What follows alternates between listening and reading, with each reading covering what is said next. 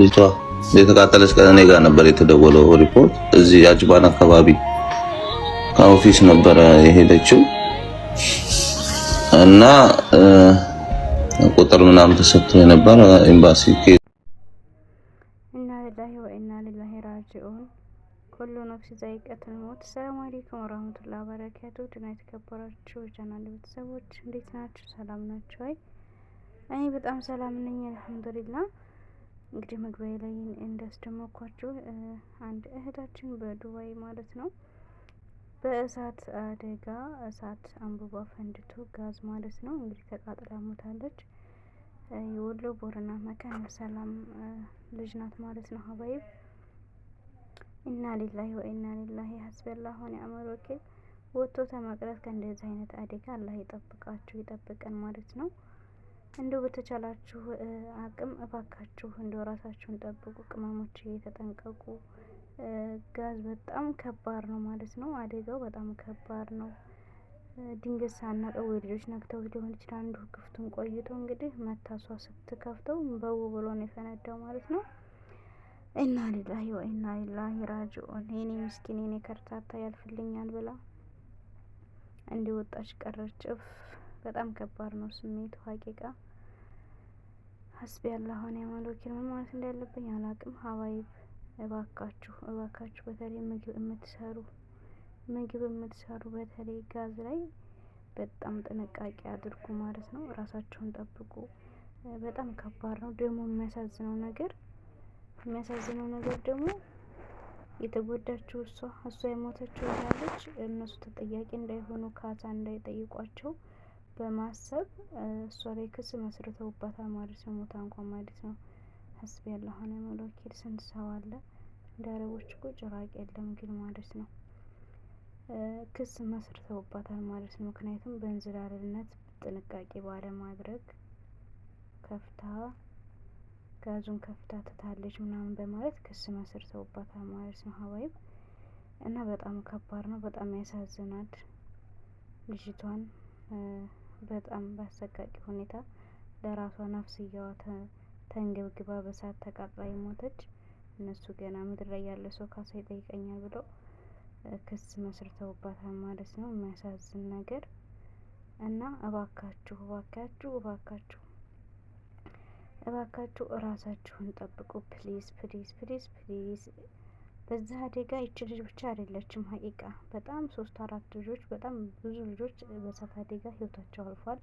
እንዲሁም በእሳት አደጋ አካለ ጎደሎ ሆነዋል። በእሳት አደጋ የተለያዩ ችግሮች የደረሱባቸው እህቶች አሉ ማለት ነው።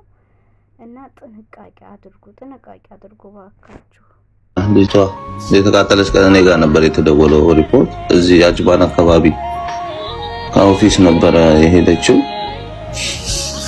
እና ቁጥር ምናምን ተሰጥቶ የነበረ ኤምባሲ ኬዝ አመለከትኩኝ። ከዛ ሄዶ አይቷት ነበርና 95% ነበር ቃጠሏ የሚለው ሪፖርቱ ራሱ ማለት ነው። ኢቭን የለበሰችው ሂጃብ ልብሷ ራሱ ላይ ተቃጥሎ እንዳለቀ ምናምን ነው ሪፖርቱ። ፖሊሶች እንትን ያሉት መግባትም አይቻልም ነበረ፣ በርቀት ነበረ፣ ኮማ ውስጥ ነበረች። ኬዝ ራሱ ልጅቷ ላይ ነበር የተከፈተው። የሚገርምሽ ከጥንቃቄ ጉለት ጋዝ ተከፍቶ ነበረ እና ጋዝ ተከፍቶ አድሮ ልጅቷ እንደመጣች ነው የለኮሰችው። ሽታ ራሱ እንትን ይል ነበረ። ጥንቃቄ ጉለት ኬርለስ ሆና ነው ምናምን ብለው ነው ራሱ የተጻፈው ኬዙ። አጋጣሚ እስከ ከትላንት ወዲያ ነው ሞተች ተብሎ ራሱ የተደወለው። ቤተሰብ ጋር ተደውሏል። ፍኖተ ሰላም አካባቢ ነው ያሉት ቤተሰቦቿ እና ወደ አዲስ አበባ እየመጡ ነው ውክልና ለመስጠት ማለት ነው። አስክሬኑ እንዲመጣልን ብለው እንትን ብለዋል። አንድም አለች እዛው ፉጄራ እኔ ነኝ ልጄ በአካል ያየኋት።